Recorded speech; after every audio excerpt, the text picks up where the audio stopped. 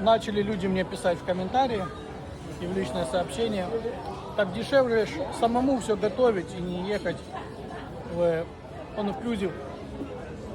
Смотрите, сколько тарелок. У нас ребенок двухлетний.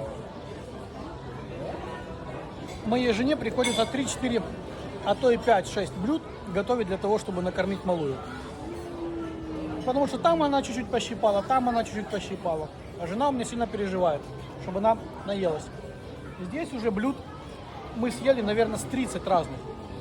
Она там пощипала, там пощипала, там пощипала.